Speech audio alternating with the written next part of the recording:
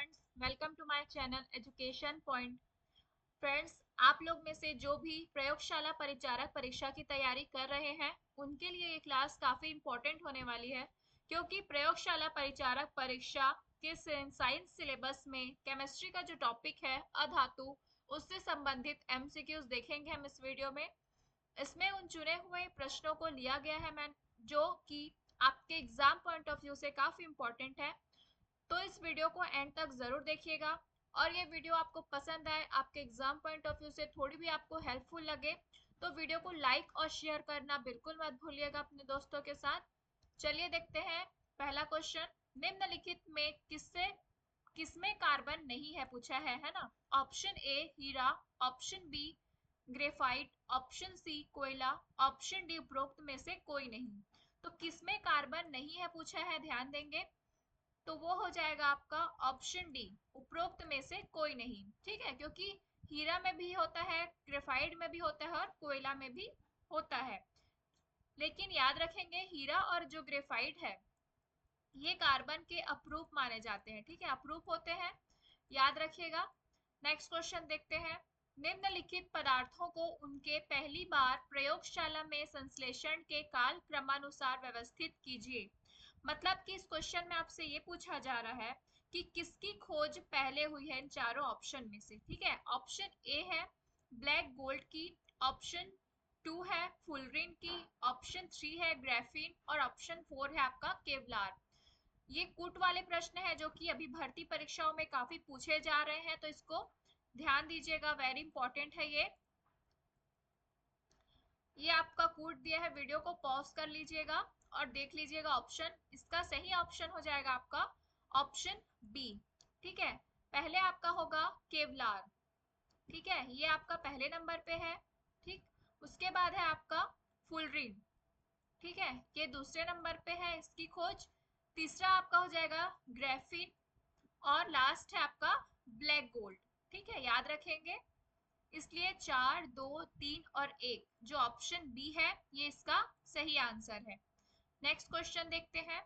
निम्नलिखित में से कौन केवल कार्बन से बना हुआ है। ऑप्शन ए है Kevlar, option B Lexan, option C graphene, option D spider silk.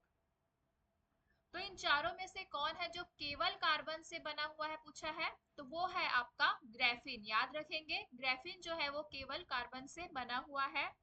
Next question है, ग्राफीन होता है ऑप्शन ए कार्बन की मिश्र धातु, ऑप्शन बी कार्बन का नैनो प्रतिरूप, ऑप्शन सी कार्बन का समस्थानिक, या ऑप्शन डी उपरोक्त में से कोई नहीं। तो ग्राफीन जो है वो पहले ही क्वेश्चन में देखे हम, इसके पहले वाले में, कि केवल कार्बन से बना होता है ना। तो ये मिश्र धातु नहीं है कार्बन की, ये कार्बन का समस्थानिक भी नहीं है, ये जो है वो कार्बन का नैनो प्रतिरूप होता है, याद रखेंगे। ऑप्शन बी इसका सही आंसर है। नेक्स्ट क्वेश्चन देखते हैं। निम्नलिखित तत्वों में से कौन सर्वाधिक यौगिक निर्माण करता है। Option A hydrogen, option B carbon, option C nitrogen, option D oxygen. इसका सही आंसर होगा आपका ऑप्शन बी। कार्बन जो है वो सर्वाधिक यौगिक निर्माण करता है ना। मतलब कि मैक्सिमम एलिमेंट के साथ कार्बन जो है वो जुड़ जाता है, जैसे कि आपका कार्बन डाइऑक्साइड है, कार्बन मोनोऑक्साइड है, एल्कोहल है, मीथेन है, इन सभी के साथ कार्बन जो है वो जुड़ा होता है। ठीक, इसलिए इसका सही आंसर है ऑप्शन बी। नेक्स्ट क्वेश्चन देखते हैं। पेंसिल का लेड है option A graphite, option B charcoal, option C lamp black, या ऑप्शन डी कोयला। तो पेंसिल का लेड जो होता है वो ग्रेफाइट का बना होता है, ऑप्शन ए इसका सही आंसर है। नेक्स्ट क्वेश्चन है, लेड पेंसिल में होता है ऑप्शन ए सीसा, ऑप्शन बी शीशे का oxide, option C graphite, option D शीशे का सल्फाइड। तो लेड पेंसिल में क्या होता है, तो ग्रेफाइट, ऑप्शन सी इसका सही आंसर है। नेक्स्ट क्वेश्चन है, नीचे दिए गए युग्मों में से कौन सा एक युग्म जो है वो सुमेलित नहीं है पूछा है, ध्यान देंगे, है ना। ये वेरी इंपॉर्टेंट क्वेश्चन है, याद रखिएगा, क्योंकि एक क्वेश्चन से आपको बाकी तीन चीजें भी पता चल रही है। ठीक है, तीन क्वेश्चन और बन जा रहे हैं इसमें से। जैसे ऑप्शन ए में दिया है सूखी बर्फ जो है वो क्या ठोस कार्बन डाइऑक्साइड होती है, ऑप्शन बी में है सेविन जो है वो क्या कीटनाशक है। ऑप्शन सी टेफ्लॉन जो है वो फ्लोरीन युक्त बहुलक होता है। या ऑप्शन डी फुलेरिन जो है फ्लोरीन युक्त कार्बनिक यौगिक है। तो इन चारों में से कौन सा सुमेलित नहीं है पूछा है चारों युग्मों में से, तो वो हो जाएगा आपका ऑप्शन डी। फुलेरिन जो है फ्लोरीन युक्त कार्बनिक यौगिक नहीं होता। ठीक है, बाकी जो आपकी सूखी बर्फ है ये ठोस कार्बन डाइऑक्साइड होती है। सेविन जो है एक कीटनाशक है और टेफ्लॉन जो है फ्लोरीन युक्त बहुलक होता है। लेकिन फुलेरिन के बारे में आप याद रखिएगा, ये जो है वो कार्बन का एक अणु होता है। क्या होता है? कार्बन का एक अणु होता है। नेक्स्ट क्वेश्चन देखते हैं, निम्नलिखित युग्मों में से कौन सा सुमेलित नहीं है? ये भी नहीं है पूछा है। ऑप्शन ए है फुलरिन्स, फ्लूओरिन युक्त कार्बनिक यौगिक। ऑप्शन बी है शुष्क बर्फ जो कि ठोस कार्बन डाइऑक्साइड होती है। ऑप्शन सी है कीरोटिन, मानव त्वचा की बाहरी परत में पाया जाने वाला protein. Option D mustard gas यानी कि रासायनिक युद्ध में प्रयुक्त होने वाला विषैला द्रव। तो इसका सही आंसर क्या हो जाएगा? ऑप्शन ए ही हो जाएगा, है ना। पहले क्वेश्चन में भी था, इसके पहले वाले में फुलेरिन जो है फ्लोरीन युक्त कार्बनिक यौगिक नहीं होता। ठीक, बाकी इन तीनों के बारे में भी आप जान लीजिएगा। इसका सही आंसर जो है वो ऑप्शन ए है। नेक्स्ट क्वेश्चन है, अधोलिखित युग्मों में से कौन सही सुमेलित नहीं है? ये भी कौन सा सुमेलित नहीं है पूछा है। ऑप्शन ए पायरीन अग्निशामक। ऑप्शन बी सल्फर डाइऑक्साइड अम्ल वर्षा। ऑप्शन सी फ्रेयॉन प्रशीतक। ऑप्शन डी फुलरिन युक्त बहुलक। वेरी इंपॉर्टेंट क्वेश्चन है, आजकल इसी प्रकार के प्रश्न पूछे जा रहे हैं भर्ती परीक्षाओं में। तो वीडियो को बिल्कुल भी स्किप मत कीजिएगा, क्योंकि इस वीडियो में मैंने टोटल 30 क्वेश्चंस लिए हैं और वो टोटल 30 क्वेश्चंस आपके एग्जाम के लिए काफी इंपॉर्टेंट है। तो इस क्वेश्चन का जो सही आंसर होगा वो होगा आपका फुलरिन। फुलरिन जो है फुलरिन युक्त बहुलक, ये गलत हो जाएगा, क्योंकि फुलरिन जो होता है वो क्या होता है? कार्बन का एक अणु होता है। याद रखेंगे, कार्बन का एक अणु होता है। लेकिन जो पायरीन है अग्निशामक होता है, ये सही है। सल्फर डाइऑक्साइड अम्ल वर्षा में होता है। और फ्रेयान जो है वो प्रशीतक का काम करता है। नेक्स्ट क्वेश्चन है, हीरे की बिक्री में भार की इकाई कैरेट होती है। एक कैरेट बराबर है, अब एक कैरेट बराबर इंपॉर्टेंट क्वेश्चन है, याद रखिएगा। ऑप्शन ए है 100, option A 100 milligram. Option B 200 milligram. Option C 300 milligram. या ऑप्शन डी 400 मिलीग्राम। तो एक कैरेट बराबर हो जाएगा आपका यहाँ पर ऑप्शन बी सही आंसर 200 मिलीग्राम। नेक्स्ट क्वेश्चन है, निम्नलिखित में से कौन सा पदार्थ सर्वाधिक मजबूत होता है? Option A German silver. Option B पीतल। Option C steel. Option D जो है ग्रेफिन। इसका सही आंसर क्या हो जाएगा? वो है ग्रेफिन। ऑप्शन डी इसका सही आंसर है। सबसे सर्वाधिक मजबूत पदार्थ जो होता है वो है ग्रेफिन। ठीक है, याद रखिएगा, इंपॉर्टेंट क्वेश्चन है ये। नेक्स्ट क्वेश्चन देखते हैं, निम्नलिखित कथनों पर विचार करें एवं नीचे दिए कूट से सही उत्तर चयन करें। वीडियो को पॉज कर लीजिएगा, ये प्रश्न है और ये उसका कूट है यहाँ पर से। ठीक है, ये कूट दिया है, इसमें से आंसर चूज करना है आपको। पहला ऑप्शन है कैल्शियम सल्फेट की उपस्थिति जल को कठोर बना देती है एवं यह प्रयोग योग्य नहीं रहता। ऑप्शन बी हीरा तांबा व लोहे से कठोर है। ऑप्शन 3 जो है वायु का मुख्य घटक ऑक्सीजन है। या ऑप्शन 4 जो दिया है नाइट्रोजन वनस्पति घी के निर्माण में प्रयुक्त होती है। ठीक है, तो यहाँ पर आपसे सही उत्तर चयन करें बोला है। ठीक है, तो इन चारों में से सही कौन सा होगा आपको चूज करना पड़ेगा। ये ऑप्शन दिए है ए बी सी डी, तो इसका सही आंसर हो जाएगा आपका ऑप्शन ए। ऑप्शन ए, पहला और दूसरा जो है केवल यही सही है, क्योंकि कैल्शियम सल्फेट की उपस्थिति जल को कठोर बना देती है ना, एवं यह प्रयोग योग्य नहीं रहता, ये सही है। और हीरा जो है वो तांबा व लोहे से कठोर होती है, ये बात भी बिल्कुल सही है, लेकिन वायु का मुख्य घटक यहाँ पर ऑक्सीजन बताया है, ये तो गलत हो जाएगा। ठीक है, क्योंकि वायु का जो मुख्य घटक हो जाएगा वो है आपका नाइट्रोजन। याद रखेंगे कौन सा है, तो नाइट्रोजन है। ठीक है, ये कितने प्रतिशत होता है पूछा कभी, तो 78% होता है। याद रखिएगा 78% नाइट्रोजन होती है वायु में।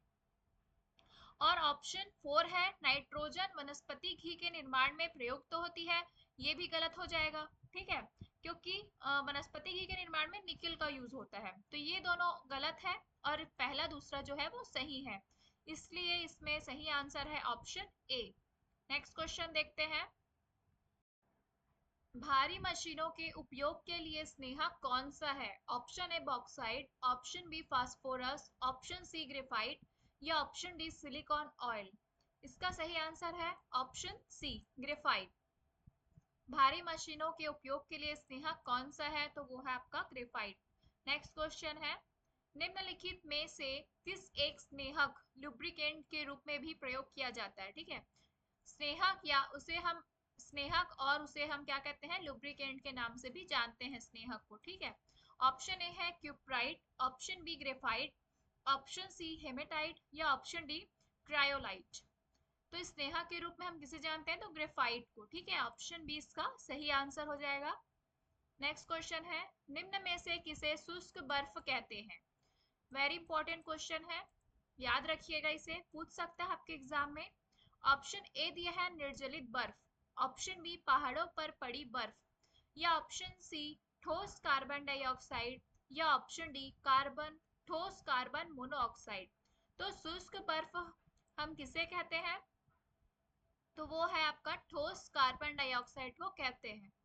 नेक्स्ट क्वेश्चन है, रासायनिक रूप से सूखी बर्फ, शुष्क बर्फ भी और सूखी बर्फ भी उसे बोलते हैं। ठीक है, ऑप्शन ए ठोस सल्फर डाइऑक्साइड, ऑप्शन बी आंसू जल से बनी बर्फ या ऑप्शन सी बर्फ तथा साधारण नमक का मिश्रण या ऑप्शन डी ठोस कार्बन डाइऑक्साइड। तो ठोस कार्बन डाइऑक्साइड को ही हम शुष्क बर्फ या सूखी बर्फ कहते हैं। शुष्क बर्फ है ऑप्शन ए जमी हुई बर्फ, ऑप्शन बी जमी हुई कार्बन डाइऑक्साइड या ऑप्शन सी जमा हुआ पानी या ऑप्शन डी जमी हुई ऑक्सीजन। ये क्वेश्चन को थोड़ा घुमा दिया है, इसका आंसर क्या होगा, तो ऑप्शन बी जमी हुई कार्बन डाइऑक्साइड को ही कहते हैं। नेक्स्ट क्वेश्चन है, भार के अनुसार पानी H2O में हाइड्रोजन की प्रतिशतता है। वेरी इंपॉर्टेंट क्वेश्चन है, याद रखिएगा, प्रतिशत से भी पूछ देता है ना किसी का भी। तो पानी का जो H2O में हाइड्रोजन की प्रतिशतता पूछ दिया है आपसे, वो ऑप्शन ए में दिया है 44.45%, ऑप्शन बी है 5.55% या ऑप्शन बी 88.89% या ऑप्शन डी 11.11%। तो भार के अनुसार जो है वो पानी H2 में हाइड्रोजन की प्रतिशतता जो होती है वो होती है आपकी 11.11। याद रखिएगा ऑप्शन डी इसका सही आंसर है।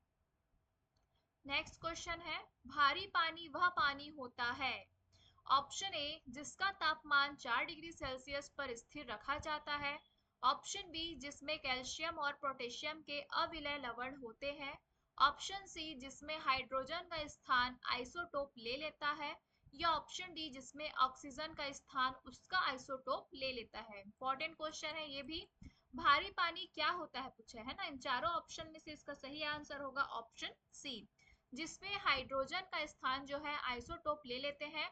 ठीक है, ये इसका सही आंसर है ऑप्शन सी। नेक्स्ट क्वेश्चन है, हैवी वाटर है यानी कि भारी जल ही पूछा है इसमें।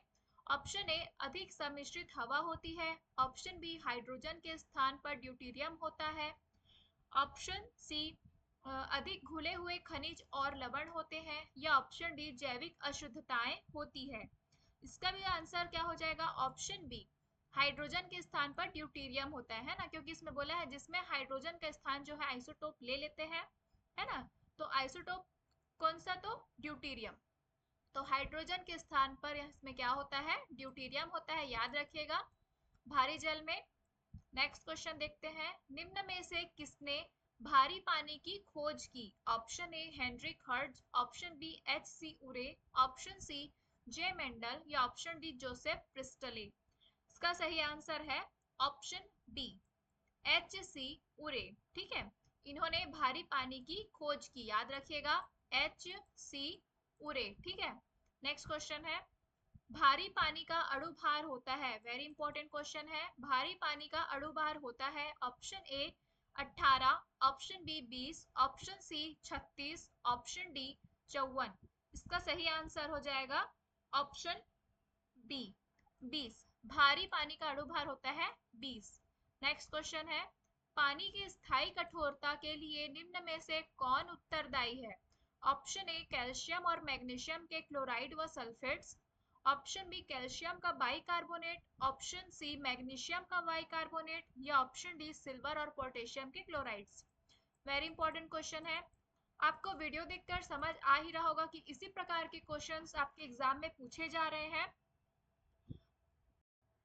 तो इस वीडियो में लिए गए प्रश्न आपको आपके एग्जाम पॉइंट ऑफ व्यू से हेल्पफुल लग रहे हो तो वीडियो को लाइक, शेयर और मेरे इस चैनल को सब्सक्राइब करना बिल्कुल मत भूलिएगा। तो इस क्वेश्चन का सही आंसर हो जाएगा आपका ऑप्शन ए, कैल्शियम और मैग्नीशियम के क्लोराइड व सल्फेट्स। याद रखिएगा, पानी की स्थायी कठोरता के लिए कौन उत्तरदायी होते हैं? तो कैल्शियम और मैग्नीशियम के क्लोराइड व सल्फेट्स। नेक्स्ट क्वेश्चन है, पानी का शुद्धतम रूप क्या है? ऑप्शन ए नल का पानी, ऑप्शन बी समुद्री जल, ऑप्शन सी वर्षा का पानी, या ऑप्शन डी आश्रित जल। तो पानी का शुद्धतम रूप पूछा है आपसे, है ना? तो इसका सही आंसर कौन सा हो जाएगा? आश्रित जल बिल्कुल मत लगाइएगा, इसका सही आंसर है वर्षा का पानी। ठीक है, वर्षा का पानी जो है वो पानी का शुद्धतम रूप होता है। नेक्स्ट क्वेश्चन है, पानी आयनिक लवण का सुविलायक है क्योंकि ऑप्शन ए उसका क्वथनांक उच्च है, ऑप्शन बी उसका द्विध्रुव आघूर्ण अधिक है, ऑप्शन सी उसकी विशिष्ट ऊष्मा अधिक है, या ऑप्शन डी उसका कोई रंग नहीं होता। इसका सही आंसर है ऑप्शन बी, पानी आयनिक लवण का सुविलायक है क्योंकि उसका द्विध्रुव आघूर्ण अधिक है। इंपॉर्टेंट क्वेश्चन है, याद रखिएगा।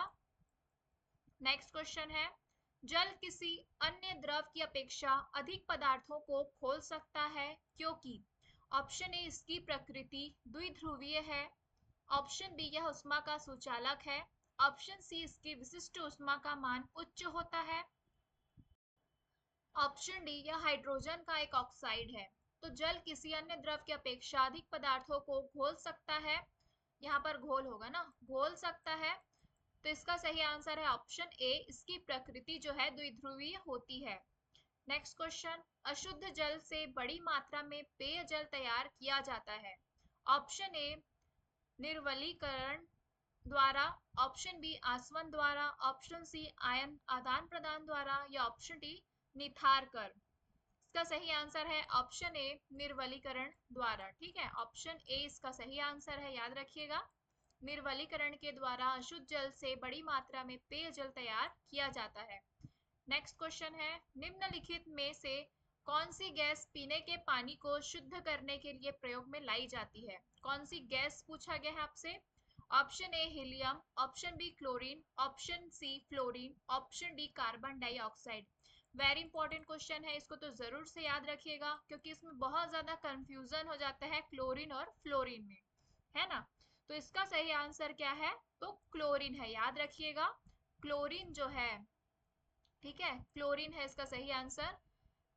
कि पीने के पानी को शुद्ध करने के लिए कौन सी गैस प्रयोग में लाई जाती, तो वो है आपका क्लोरीन।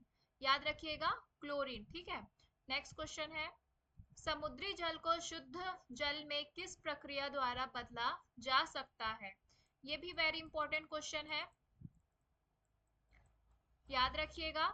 ऑप्शन ए है संवेदन, ऑप्शन बी है उत्तल फूलन, ऑप्शन सी है विद्युत पृथक्करण, या ऑप्शन डी है उत्क्रम परासरण।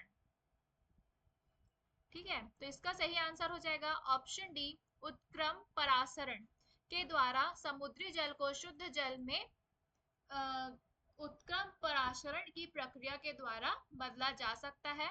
तो ये थे आज के टोटल 30 क्वेश्चंस। आपके इन 30 प्रश्नों में से कितने प्रश्न सही हुए मुझे कमेंट बॉक्स में कमेंट करके ज़रूर बताइएगा। इससे मुझे आपकी तैयारी कैसी चल रही है ये पता चल सकेगा, और मैं इसी तरह आप लोगों के लिए डेली एमसीक्यूज लेकर आऊँगी जो कि काफ़ी इंपॉर्टेंट होने वाले हैं। तो मेरे इस चैनल को सब्सक्राइब ज़रूर से कर लीजिए। Thank you for watching.